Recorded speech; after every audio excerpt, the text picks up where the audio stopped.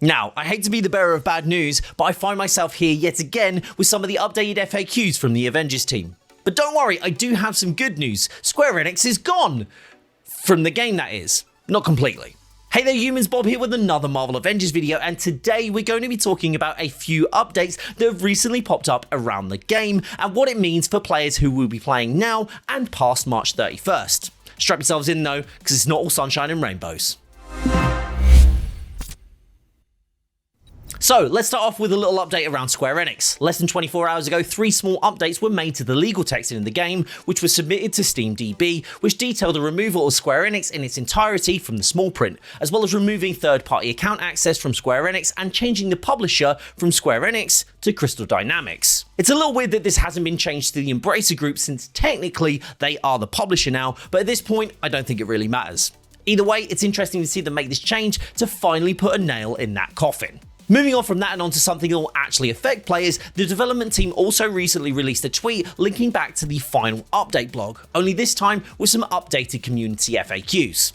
Let's take a look. Number 1, we have what happens to physical copies of the game after support ends on September 30th, 2023. I actually thought this one was already addressed, but in an effort to clarify, the team has shared that the game will only be playable past September 30th if they have already purchased a digital or physical copy, but again have reiterated that they can't guarantee that they'll be able to address issues after that date. Next, they address what will happen to Hero Challenge cards after March 31st, stating that all earnable cosmetic items from the Hero Challenge cards will be automatically granted to players when the update goes live, and the Hero Challenge card system will be completely removed from the game. Although, I imagine we'll still likely be able to see all of the UI, it will be disabled, much like the infamous loadout system. Now, onto some of the bad news, especially for those who are hoping that the raids and the OLTs would be soloable after March 31st. Whilst these missions will be available, they will continue to operate as they do now, so if you're a solo player, this is still going to be out of bounds to you. Next up, they address whether all the operations, including the War for Wakanda expansion, will be available offline. And the answer to that is yes. All offline content will remain as is with no need for an internet connection. Moving on to probably one of the most asked questions of the past year. Will outfits require an internet connection to be usable after the 2.8 updates in March? Thankfully, the answer is no. You'll be able to access all unlockable cosmetic content when playing offline after March the 31st, which is absolutely fantastic news. Another frequently asked question that I hear a lot on stream is whether there will be double and triple XP events on rotation alongside the fortnightly events like the Red Room. The answer to that is no, but the team have shared that they are adding a permanent 1.5 times base multiplier for all experience gained and fragments earned. Although all Heroes Catalysts and Fragment Boosters will be removed from the game after March the 31st, 2023.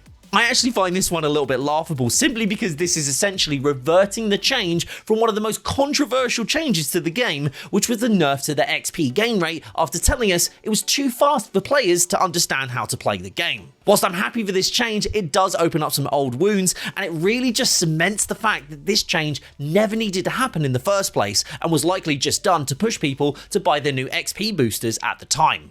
Either way, I'm taking it as a win, but if you've got a lot of consumables now, you might as well use your best ones before the 31st of March.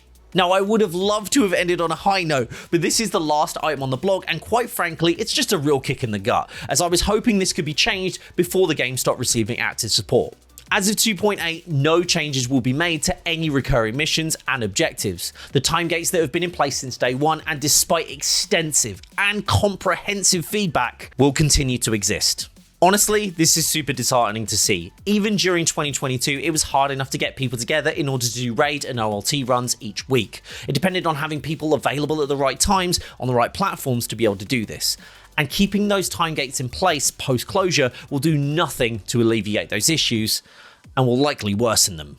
I'd like to apologise to the community for not being able to effect this change, as I know a lot of you had put your faith in me to help change the developers' minds on this. I really am sorry, but hopefully you can still find some fun in the game despite this.